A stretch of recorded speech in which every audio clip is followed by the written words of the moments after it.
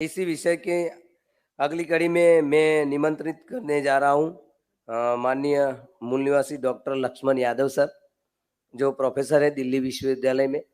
आप आइए सर और इस विषय के ऊपर अपने विचार प्रकट करिए।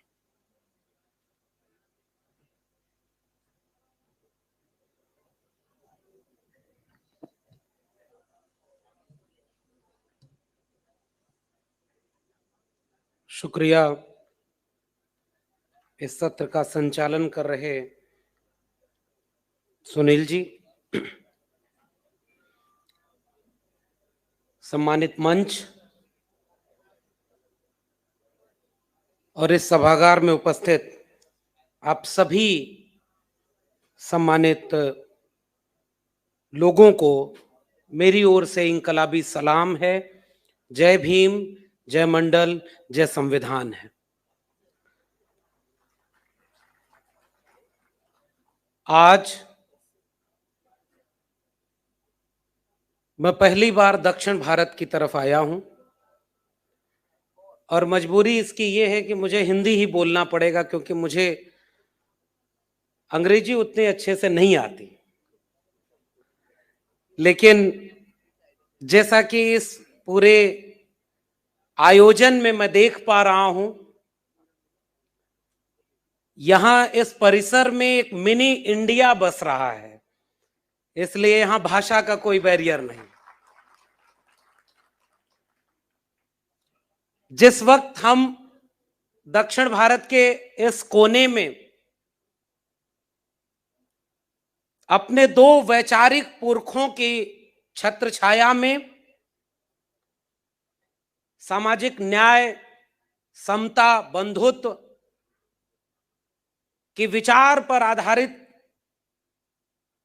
भारत के संविधान के मूल्यों पर आधारित एक आयोजन में शामिल हैं, उसी दौर में इस देश के उत्तरी हिस्से में हरिद्वार में एक धार्मिक संसद आयोजित की जाती है, जहां नारा लगाया जाता है कि हम हिंदू राष्ट्र बनाने के लिए जरूरत पड़ी तो लोगों का नरसंहार भी करेंगे। मुझे लगता है कि मैं एक ऐसे मंच पर खड़ा हूं जिस मंच और जिस नाम के भीतर वो ताकत है कि इस तरह घोर संविधान विरोधी लोगों को जवाब दे सकते हैं और बाबा साहब और बिरसा फुले अंबेडकर के सपनों का भारत बना सकते हैं। इसलिए मैं गौरवान्वित हूं कि मैं ऐसे मंच पर खड़ा हूं। जिस दौर में लाल किले से लेकर संसद के भीतर तक झूठ बोला जा रहा हो, इस देश के नौजवानों की पीढ़ी को हिंसा, नफरत और अत्याचार में लिप्त कराया जा रहा हो, उस दौर में बामसेफ एक ऐसे संगठन का नाम है जिसे मैं विकल्प के तौर पर देखता हूं कि वह आगे आने वाली पीढ़ियों के भविष्य की चिंता कर रहा है।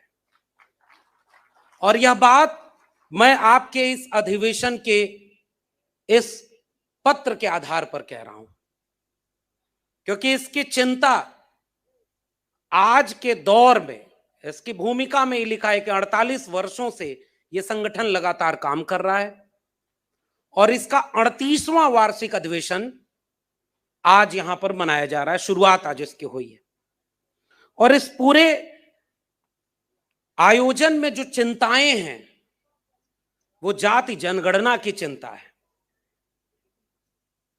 फूले अंबेडकरवादी आंदोलन की सुधारात्मक रणनीतियां क्या होंगी इसकी चिंता है,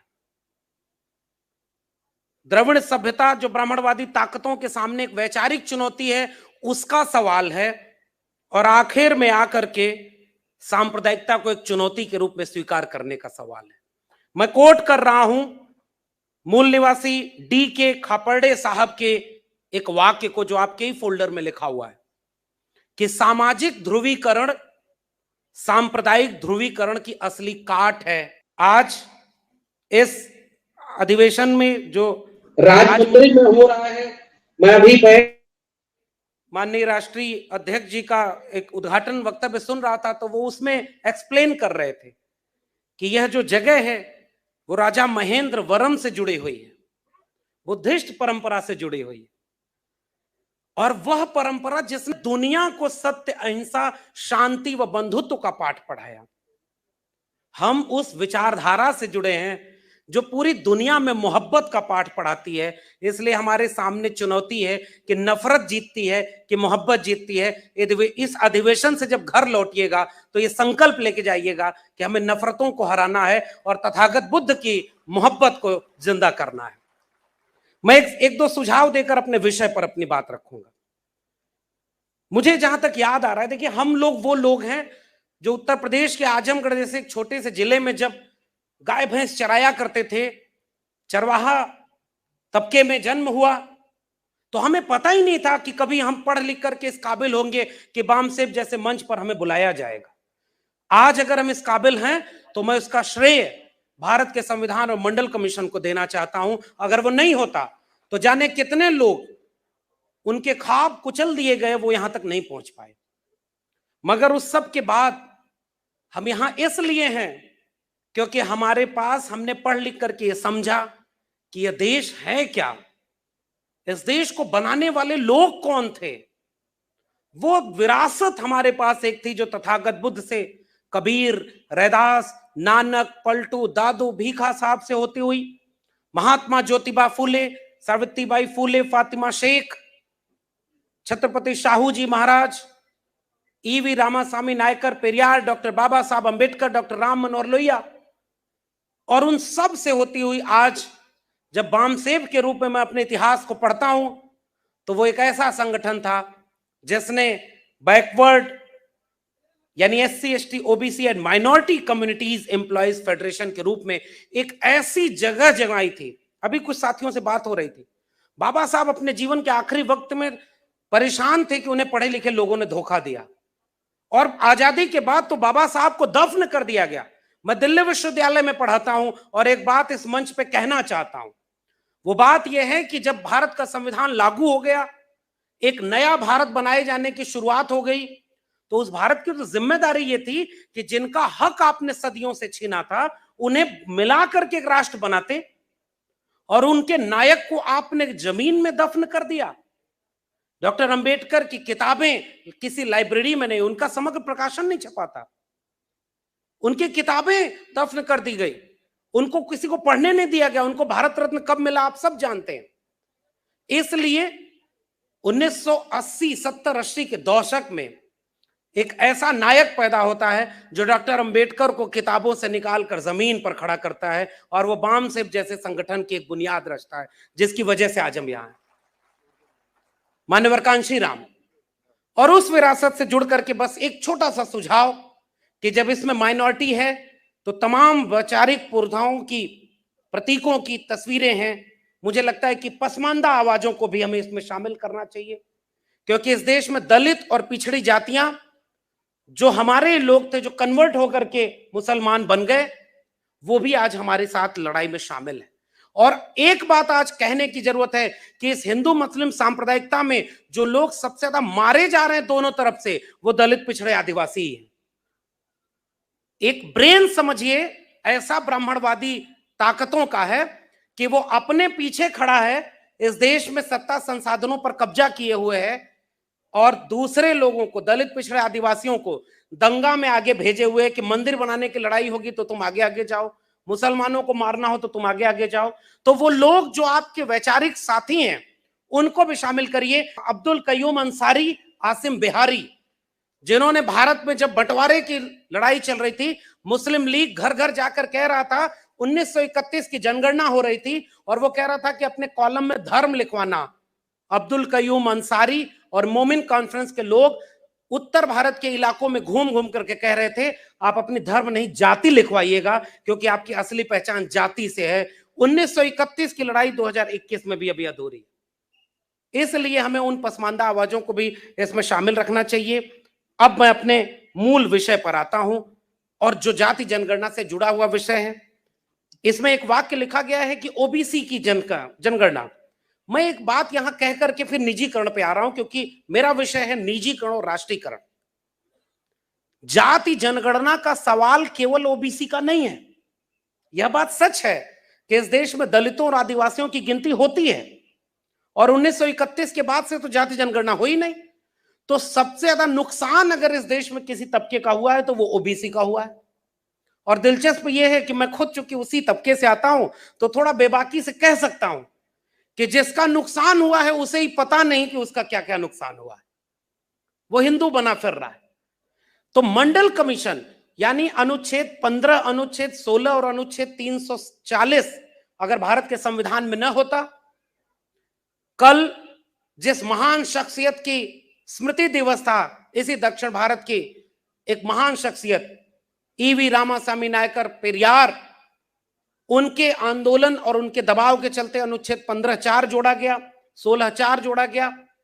इन सब के मिलने से एक बना था कि हम ओबीसी यानी पिछड़े वर्ग की भी गिनती करेंगे, और उसमें गिनती हुई नहीं फिर, और उस पर बात पिछले सत्र में हो चुकी है। मैं एक तथ्य को जोड़कर अपने विषय पर आ रहा हूं। वो विषय यह है कि जो गिनती नहीं हुई, तो मंडल कमीशन ने 31 की जनगणना और इनको लेकर के 52% आबादी बताई, और 52% को आरक्षण मिला 27%। और आज जब मैं यहां खड़े होकर के निजीकरण और राष्ट्रीयकरण पर बात रखने जा रहा हूं, तो कोट करना चाहता हूं कि मनुस्मृति क्यों जलाई थी आज बाबा साहब डॉक्टर भीमराव अंबेडकर ने, क्योंकि मनुस्मृति के आधार पर यह तय कर दिया गया था कि इस देश में कौन पढ़ेगा और कौन नहीं पढ़ेगा, कौन आगे बढ़ेगा कौन नहीं बढ़ेगा। इसलिए उस किताब को बाबा साहब ने जलाया। उनको जब मौका मिला तो उन्होंने मनुस्मृति लिखी, जिसमें महिला भी गुलाम है, दलित भी गुलाम है, पिछड़ा भी गुलाम है, आदिवासी भी गुलाम है। और जब हमारे पुरखे को मौका मिला तो उन्होंने सबको बराबर का हक लिख दिया। डॉक्टर भीमराव अंबेडकर ने सबको बराबर का हक लिखा है।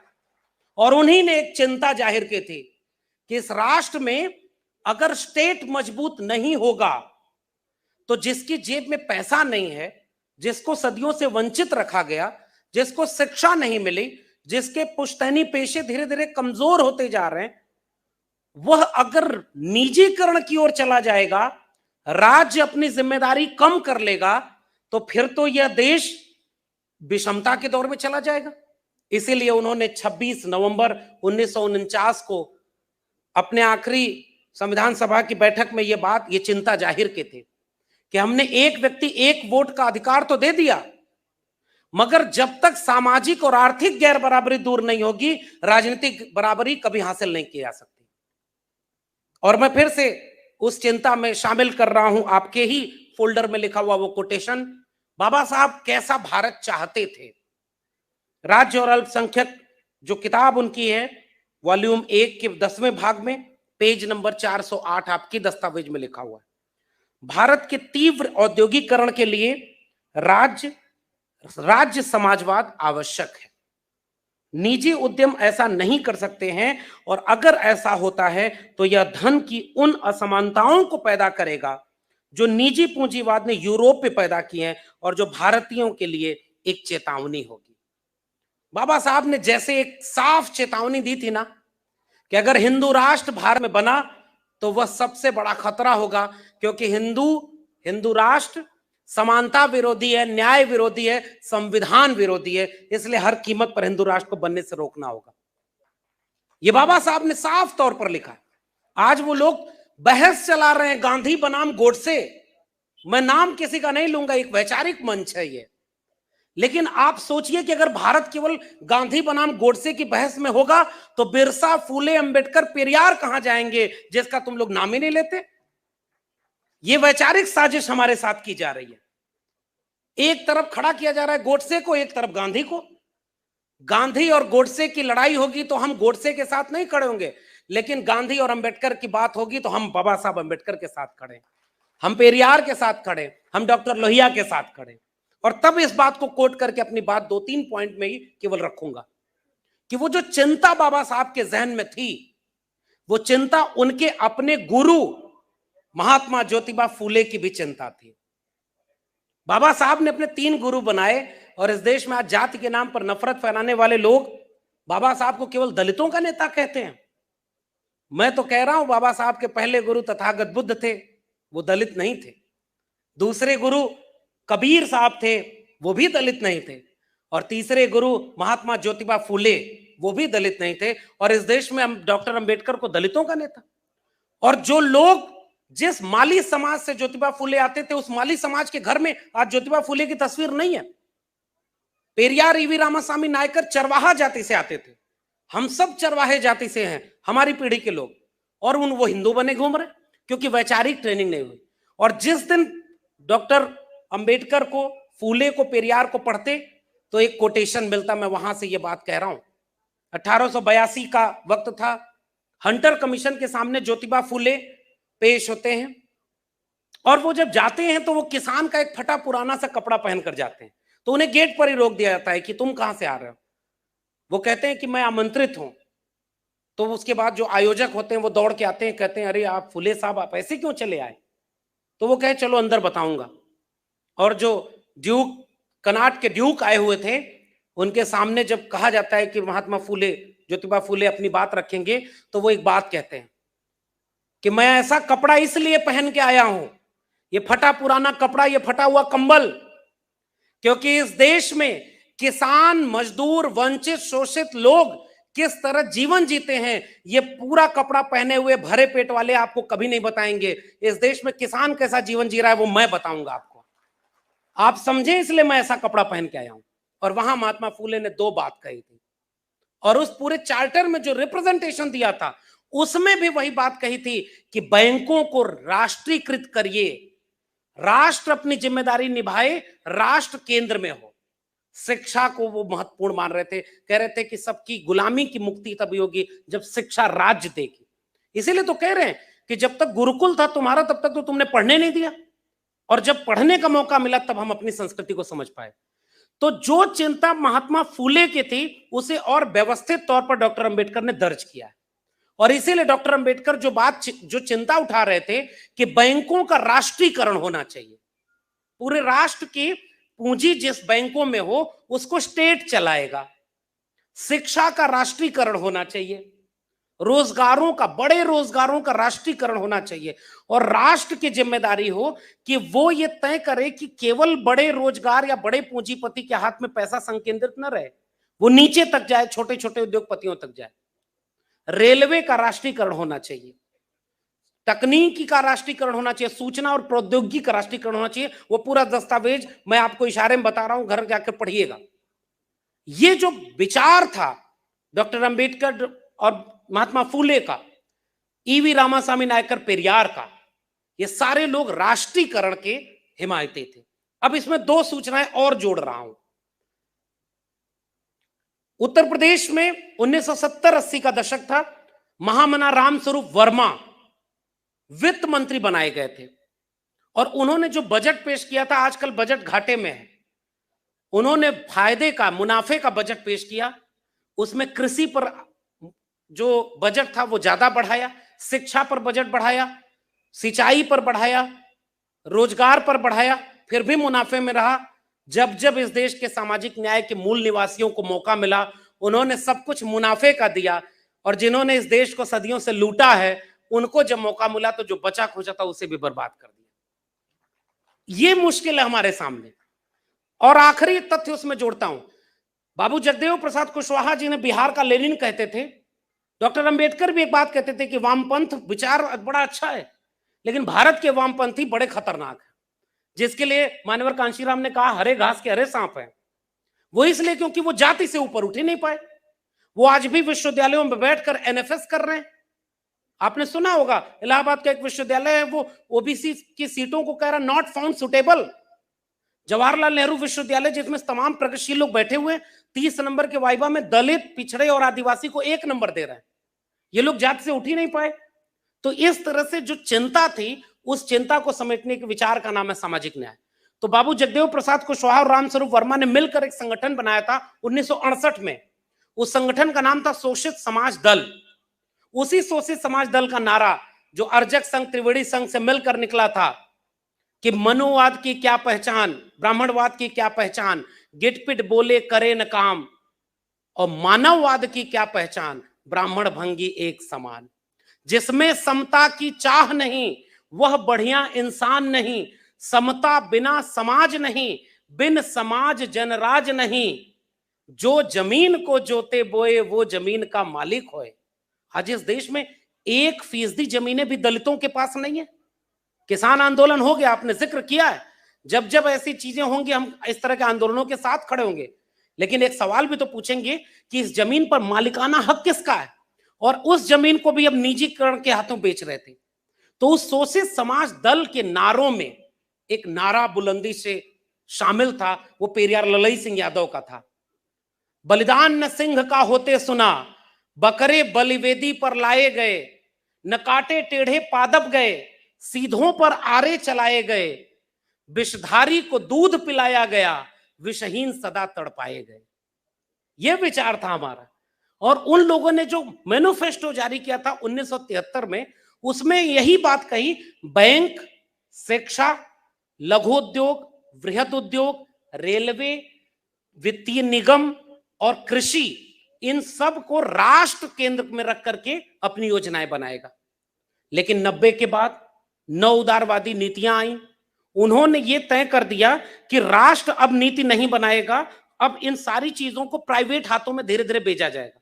और वो पॉलिसी आ गई LPG, लिबरलाइजेशन, प्राइवेटाइजेशन, ग्लोबलाइजेशन। अब उसमें हुआ क्या, मैं आखिरी में पॉइंट ये बात बोल करके अपने नियत समय में अपनी बात रखूंगा कि उसमें हुआ ये कि जो लोग कमेरा जाति के लोग थे, चौधरी छोटू राम कहा करते थे, इस देश में 10% लुटेरे हैं और 90% कमेरे हैं। कमेरे मतलब जो हाथ से श्रम करके काम करते हैं, और उसी को रामस्वरूप वर्मा और जगदेव बाबू श्रमजीवी कहते थे। उसी को सबको मिलाकर मान्यवर काशीराम बहुजन कहते थे। उसी को मिला करके हम सब कहते हैं यह जंग आज भी 90% कमेरों और 10% लुटेरों के बीच है। अब वो जो 10% लुटेरे हैं ना, उन्हीं को पूरा 90% का हक बेचा जा रहा है। यही है निजीकरण, इतना ये निजीकरण। अगर 90% लोगों को 90% हक मिल जाए, वो है राष्ट्रीयकरण। मैं आसान भाषा में बता रहा हूं। तो 90 के बाद जब सब कुछ निजी हाथों में बेचा जाने लगा गया, तो उसमें सारी सरकारें दोषी हैं। उस समय जितने लोग कमेरा जाति के लोग थे जो हाथ से श्रम करते थे, कुम्हार, लोहार, बढ़ई, नाई, मोची, मेहतर, जुलाहा, तमाम जातियां जो श्रम करती थीं, उनके हाथ से तो धंधे खत्म हो गए। अब मशीनें लाई गई और उसके बाद ये सारे लोग बेरोजगार हो गए। तो राष्ट्रीयकरण का सवाल रोजगार से भी जुड़ता है। अगर आप पूरे देश को बेच देंगे तो व्यापारी का गुलाम बन जाएगा। उसे सस्ता श्रम चाहिए, वो सस्ते श्रम में ज्यादा मुनाफा कमाएगा और मुनाफा कमा के बैंक से लोन लेकर के एक दिन विदेश भाग जाएगा, एक दिन विदेश भाग जाएगा यहां का पैसा लेकर के। यह है निजीकरण।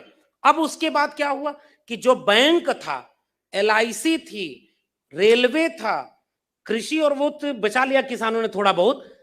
एक जो चीज जो सबसे खतरनाक जो प्राइवेटाइजेशन में बचाई नहीं जा रही है, निजीकरण में बचाई नहीं जा रही है, वो है शिक्षा। और वो शिक्षा के लिए उन्होंने एक नई योजना लागू की है, नई शिक्षा नीति। मैं चूंकि विश्वविद्यालय में पढ़ाता हूं तो इस बड़े मन से ये बात कहना चाहता हूं कि पूरे देश में ये बात जाए कि गुलामी केवल पेट की गुलामी नहीं थी, उन्होंने हमें मस्तिष्क से यानी सोचने समझने से गुलाम बनाने की साजिश रची। और हमारे पुरखों ने हमें यहां कहा, विद्या बिना मति गई, मति बिना गति गई, गति बिना वित्त गया, वित्त बिना शूद्र गए, और एक अविद्या ने जाने कितने अत्याचार किए। इसलिए हमारे पुरखों की लड़ाई शिक्षा की थी। तो नई शिक्षा नीति में उन्होंने क्या किया, नई वर्ण व्यवस्था लागू कर दी। ग्रेड C का विश्वविद्यालय होगा जिसको राज्य पैसा देगा, लेकिन वो एकदम 2M दर्जे का होगा। उसमें किसके घर के बच्चे पढ़ेंगे, दलित, पिछड़े, आदिवासियों के। स्कूल जो बर्बाद हो गए, जो सरकारी स्कूल हैं, आज उनमें किसके घर के बच्चे, मिड डे मील के नाम पर जा रहे हैं बच्चे, और उसमें भी अगर एक दलित माँ अगर मिड डे मील का खाना बना रही है तो सवर्ण बच्चे कह रहे हैं कि हम नहीं खाएंगे उसके हाथ का खाना बना। आपने ऐसा ही राष्ट्र बनाया है। शर्म आनी चाहिए ऐसे लोगों पर। लेकिन अच्छा यह हुआ कि जब अगले दिन एक सवर्ण महिला को खाना बनाने के लिए लगाया गया तो दलित बच्चों ने कहा हम सवर्ण महिला के हाथ का बना खाना नहीं खाएंगे। बदलाव तो यहां से आएगा, आप ही हर जगह थोड़े ही ऊपर रहोगे। एक शेर है कि मैं अपने खौफ की हद पर खड़ा हूं, अंतिम है मेरी इम्तिहान की परीक्षा, कि मैं अपने खौफ की हद पर खड़ा हूं, अब इसके आगे इम्तिहान तुम्हारा होगा। हम तो बर्दाश्त कर चुके, हमने जितना सहना था सह लिया, अब तो सहने का वक्त नहीं है, लड़ने का वक्त है। तो नई शिक्षा नीति जिसमें ग्रेडेड इनइक्वालिटी, आपके हाथ से स्कूल से लेकर विश्वविद्यालय बेच दिए जाएंगे और प्राइवेट हाथों में शिक्षा बिक जाएगी। तो अंबानी और अडानी के जैसे किसान समझ गए ना, उन्होंने तो अपनी खेती बचा ली। लेकिन अगर इस देश में 90 के बाद तो पहली बार बहुजन पहुंचे। मैंने एक आरटीआई लगाई थी 1 जनवरी 2020 को, उसके आंकड़े आए और उस आंकड़े को मैं पढ़कर आपको सुना रहा हूं। 98% प्रोफेसर जो ओबीसी की पोस्ट थी वो खाली पड़ी है। 95% शेड्यूल्ड ट्राइब यानी आदिवासी की पोस्ट खाली पड़ी है प्रोफेसर की देश के केंद्रीय विश्वविद्यालयों में, और 93.6% पोस्ट शेड्यूल्ड कास्ट यानी दलितों की खाली पड़ी हुई है। आप हिंदू बना रहे थे और हम चाह रहे थे प्रोफेसर बनना, तो ये कैसा देश बनाए जिसमें आपने हमें प्रोफेसर नहीं बनाया? ये सवाल है हमारा। और जैसे ही हमारे लोग पहुंचना शुरू हुए प्रोफेसर बनने के लिए, आप पूरी शिक्षा को निजी हाथों में बेच रहे हैं। नई शिक्षा नीति आपके बच्चों के हाथ से शिक्षा रोजगार दोनों के मौकों को छीन करके वापस वो इसी मनुस्मृति को लागू करना चाह रही थी, जिसको हमारे पुरखे आज से 100 साल पहले आज ही के दिन जला गए थे। ये हमारे सामने सबसे बड़ा खतरा है। तो मैं आखिर में केवल यह बात अपील करके जा रहा हूं कि निजीकरण का एकमात्र जवाब मंडल कमीशन की रिपोर्ट में भी दिया है। मंडल कमीशन की रिपोर्ट जब बनी तो मंडल कमीशन की रिपोर्ट ऐसी रिपोर्ट है जिसको अगर आप बामसेव की वैचारिकी के साथ जोड़कर देखेंगे तो एक मुकम्मल रिपोर्ट है। बामसेव सबकी 85% 90% वंचित शोषितों की आवाज का मंच है। यहां वैचारिक लोग बैठे हैं, बहुत वरिष्ठ लोग बैठे हैं। मैं तो अभी सीख रहा हूं, लेकिन मुझे इतना पता है कि अगर इस देश को बचाने वाली कुछ एक संगठनों का नाम सबसे ऊपर लिखा जाएगा तो उनमें आपके संगठन का नाम शामिल रहेगा। इसलिए मैं यहां कह रहा हूं, मंडल कमीशन की रिपोर्ट वो कहती है कि इस देश में कोई भी प्राइवेट पूंजी नहीं होती। एक निजी कंपनी खड़ा करने के लिए स्टेट क्या होता है, लीज पर जमीन देता है, कम रेट में उसको जमीन दे दिया, बिजली दी, पानी दिया, सड़क बनवा दिया और सारा उसका फायदा उस स्टेट से लेता है वो। तो मंडल कमीशन की रिपोर्ट कहती है अगर किसी भी सेक्टर में 1 रुपया भी स्टेट का है तो वो प्राइवेट कैपिटल नहीं बची, वो निजी कुछ है ही नहीं। और इस देश में कहा जा रहा है कि निजीकरण हो रहा है। इस देश में अंबानी अडानी क्या अपने बाप दादा के घर से लेके आए थे पैसा? वो सब इन कमेरा लोगों का पैसा है जो लूट करके उन लुटेरों के हाथ में दिया जा रहा है। यही है निजीकरण। इसलिए मंडल कमीशन की रिपोर्ट कहती है कि इस देश के हर एक सेक्टर में जितना 85% 90% बहुजन आवाम है उसको 90% आरक्षण दे दो, निजीकरण रुक न जाए तो कहिएगा। निजीकरण रुक जाएगा उसी दिन जिस दिन आप अपना हक मांगने लगेंगे। तो ये जो मंडल कमीशन की रिपोर्ट जो कह रही थी प्रमोशन में रिजर्वेशन, प्राइवेट सेक्टर में रिजर्वेशन और प्राइवेटाइजेशन को रोकने की बात कर रहे थे, मुझे लगता है कि आज जिस दौर में सब कुछ बेचा जा रहा है, कोविड काल में आपने देखा ना कि कह रहे हैं सरकारी चीजें बर्बाद हैं, उसमें काम नहीं हो रहा है। उन्होंने मास्टरों तक को बदनाम कर दिया। मेरे अपने इसी साउथ इंडिया के रहने वाले हमारे दिल्ली विश्वविद्यालय के प्रोफेसर हैं, प्रोफेसर हैनी बाबू, भीमा कोरेगांव के मामले में उनको साजिशकर्ता बना करके जेल में रखा गया है। मैं यहां से कह रहा हूं कि इस देश को बर्बाद करने वालों को डर है, जो भीमा कोरेगांव की सेलिब्रेट करते हैं उनसे डर है, और जो खुलेआम हत्या करने और नरसंहार करने का बात कह रहे हैं उनसे डर इस देश को नहीं है। इस देश में शिक्षक प्रोफेसर जेल में हैं, और इसलिए जेल में हैं क्योंकि लोग आपके पूंजी को निजी हाथों में बेच रहे हैं। और उसमें ग्लोबल इकोनॉमिक इंडेक्स क्या बता रहा है कि जो कैपिटल है ना, अर्थव्यवस्था डूबेगी अगर अर्थव्यवस्था का सारा पैसा कुछ लोगों तक संकेंद्रित हो जाएगा, पैसा रोटेट होकर नीचे नहीं जाएगा तो पूरी अर्थव्यवस्था को बर्बाद होना तय है, और इसलिए वो डेमोक्रेसी को भी बर्बाद करेंगे। इसीलिए पूरा देश कोविड के पहले ही बर्बाद अर्थव्यवस्था का देश था। जैसे हमारे लोग तुमसे शिक्षा, स्वास्थ्य, रोजगार मांगने लगे, तुम कह रहे हो इकोनॉमिक कोलैप्स हो रही है क्योंकि प्राइवेटाइजेशन किया जा रहा है। तो अंत में जब तुमने ये विमर्श खड़ा किया कि सरकारी चीजें काम नहीं करती हैं, प्रोडक्टिविटी नहीं है, तो मेरा सवाल है कि कोविड में सारे प्राइवेट हॉस्पिटल बंद थे तो केवल सरकारी हॉस्पिटल से क्यों इलाज हो रहा था? अगर सारे सरकारी संस्थान बर्बाद हैं तो सरकारी हॉस्पिटल से क्यों तुमने जानें बचाई? आज देश भर में दिल्ली विश्वविद्यालय, जेएनयू, जामिया, एएमयू, इलाहाबाद विश्वविद्यालय, हैदराबाद विश्वविद्यालय, वर्धा विश्वविद्यालय से ऊपर कोई देश का प्राइवेट विश्वविद्यालय है क्या? आज भी सरकारी विश्वविद्यालय सबसे आगे, सरकारी हॉस्पिटल सबसे आगे, सरकारी रोजगार सबसे आगे। तुम कह रहे हो कि देश में निजीकरण जरूरी है क्योंकि सरकारी चीजें अब प्रोडक्टिव नहीं रही। एक कविता लिखी है किसी ने, अमन बेच देंगे, चमन बेच देंगे, कलम के सिपाही अगर सो गए तो वतन के सिपाही वतन बेच देंगे। आज ये विषय जो आपने चुना है, ये बेचने के दौर में बचाने की लड़ाई लड़ने वाला विषय है। एक तरफ वो लोग हैं जिन्होंने चुनाव में भाषण दिया था। अच्छा सोचिए एक बात कि ये जब तक गुजरात का मुख्यमंत्री ये शख्स रहा, उसने कभी अपनी जाति नहीं बताई। जब प्रधानमंत्री का चुनाव लड़ना हुआ तो कहे मैं पिछड़ी जाति का बेटा हूं। भाई जाति तो खत्म हो गई थी, तो जाति जनगणना करा दो। आप कैबिनेट मिनिस्टर बना रहे हो तो उनकी जातियां बता रहे हो कि 27 ओबीसी बना दिया, 12 दलित बता दिया, तो जाति जनगणना कराओ। और जाति जनगणना कराने के बाद एक तथ्य सामने आएगा कि इस देश में 1% लोगों के पास 73% लोगों का पूंजी जमा है। इसलिए ये निजीकरण उस पूंजी को अपने दोस्तों को बेचने की बात कर रहे हैं। इसीलिए उसने नारा दिया था कि वो बेच रहे हैं भारत को, मैं चैन से कैसे सो जाऊं, सौगंध मुझे इस मिट्टी की, मैं देश नहीं बिकने दूंगा। अब सब कुछ बेच दिया है। चाय बेचते हुए उसे किसी ने नहीं देखा, लेकिन देश बेचते हुए तो देख रहे हैं आपने। अब झूठ का व्यापार है। इसलिए मैं इस बड़े वैचारिक मंच से एक अपील करके जा रहा हूं। मैं आपके इस वैचारिकी में शामिल होकर के अपील कर रहा हूं कि अगर महात्मा फूले ने, डॉक्टर भीमराव अंबेडकर ने, डॉक्टर राम मनोहर लोहिया ने, क्योंकि राज्य समाजवाद की बात है, ऐसे ऐसे नमूने इन्होंने पैदा किए कि एक व्यक्ति संसद में एक प्राइवेट मेंबर बिल दे रहा है कि संविधान की प्रस्तावना में से समाजवाद शब्द को हटा दीजिए। आपने सुना होगा, समाजवाद शब्द को हटा रहे हैं और बामसेव अपने अधिवेशन में कह रहा है कि राज्य समाजवाद लाना होगा तभी ये देश बचेगा। ये है वैचारिक लड़ाई। राज्य समाजवाद का मतलब क्या है? समता, संपन्नता और सह अस्तित्व समाजवाद का नाम है। अपने जीवन के अंतिम काल में 1948 में एक अधिवेशन होता है लखनऊ में, backward classes league, depressed classes league का।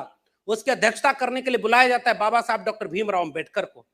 1952 में एक अधिवेशन होता है डिप्रेस्ड क्लासेस लीग का, एससी एसटी ओबीसी तीनों मिलकर के ईवी रामास्वामी नायकर पेरियार को अध्यक्षता के लिए बुलाते हैं।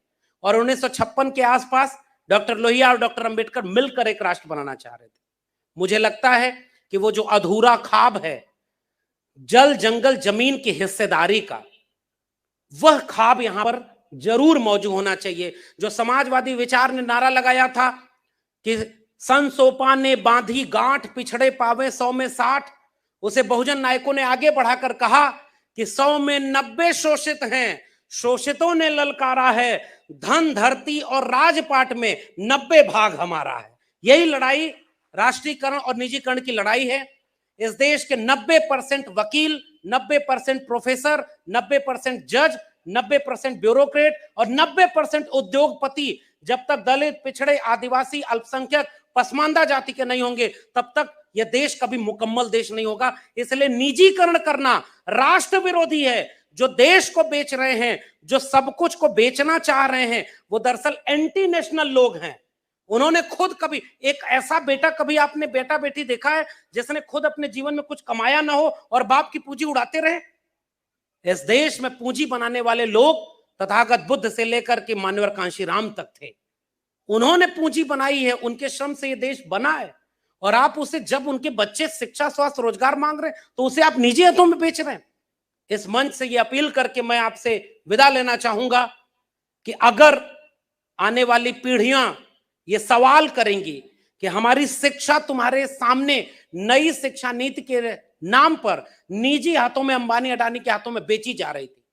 खुला तो है दिल्ली के बगल में MIT university, Galgotia university, lovely professional university, उनमें देखिए एक भी दलित, पिछड़े, आदिवासी लोग नहीं मिलेंगे। ये ऐसा भारत बनाना चाहते हैं जहां मनुस्मृति लागू हो जाए, आपके बच्चे पढ़े ना, उनको शिक्षा ना मिले, उनको अब ऑनलाइन टीचिंग ले आ रहे हैं। ऑनलाइन टीचिंग में कौन पढ़ेगा? मैं अपनी क्लास में बता रहा हूं 50 बच्चे पढ़ते हैं और आज 25 बच्चे क्लास अटेंड करते हैं और जो 25 क्लास नहीं आ रहे उनमें 90% दलित पिछड़े आदिवासी बच्चे हैं। वो पहले शिक्षा से दूर हो गए और इसलिए आप शिक्षा को बेच रहे हो। इसलिए मैं आपसे अपील करके जा रहा हूं, आज की लड़ाई, हमारे दौर की लड़ाई जाति जनगणना के साथ निजीकरण के खिलाफ सबसे बुलंदी से लड़ी जानी चाहिए, पूरे देश में लड़ी जानी चाहिए, तभी हम आने वाली पीढ़ियों का वक्त बचा पाएंगे। और बामसेब तो एक बड़ा संगठन है। आपने मुझे आमंत्रित किया, एक किस्सा सुना करके बस विदा लूंगा कि जंगल में आग लगी तो तमाम पक्षी भाग रहे थे, एक चिड़िया अपनी चोंच से उस आग पर पानी डाल रही थी, पक्षी उड़ नहीं रहे थे, तो एक कविता लिखी कि आग लगी इस वृक्ष को जलने लागे पात, उड़ते क्यों नहीं पक्षियों जब पंख तुम्हारे पास। उन पक्षियों ने जवाब दिया था, वही बहुजन वैचारिकी के नौजवानों का जवाब होगा कि फल खाएं इस वृक्ष का और गंदे कीन्हे पात, तो हमारा धर्म यही है जलें इसी के साथ। हमारा वतन है ये, और ये हमारा वतन निजी हाथों में, चंद पूंजीपतियों के हाथों में बेचा जा रहा है। तो वो जो चिड़िया आग पर पानी डाल रही थी, जंगल के जानवर उससे हंस रहे थे, पूछ रहे थे तुम्हारे इस थोड़े से पानी डालने से क्या फर्क पड़ेगा। उस चिड़िया ने जो जवाब दिया था, मुझे लगता है बामसेब तो बड़ा संगठन है, ये तो पूरे देश में क्रांति कर सकता है और कर रहा है। लेकिन उस चिड़िया ने जो जवाब दिया वही हमारा जवाब है कि मुझे पता है कि मेरी चोंच के एक बूंद पानी से ये जंगल की आग नहीं बुझेगी, लेकिन जब इस जंगल की आग का इतिहास लिखा जाएगा कि जब सांप्रदायिकता के नाम पर नफरत के भाषण दिए जा रहे थे, जब देश को निजी हाथों में बेचा जा रहा था, जब जाति जनगणना नहीं कराने के लिए झूठ बोला जा रहा था, जब कोरोना में लाशें तैर रही थी, जब इस देश में जातिवाद करके तमाम तरह से इस देश के सत्ता, संसाधन और हिस्सेदारी को अवैध कब्जा किया जा रहा था, ऐसी जंगल की आग में जब उसका इतिहास लिखा जाएगा तो मेरा नाम आग लगाने वालों में नहीं, आग बुझाने वालों में शामिल होगा। वो बामसेब का मंच कर रहा है। आपने मुझे आमंत्रित किया। जय भीम, जय मंडल, जय संविधान, जय मूल निवासी। बहुत बहुत शुक्रिया।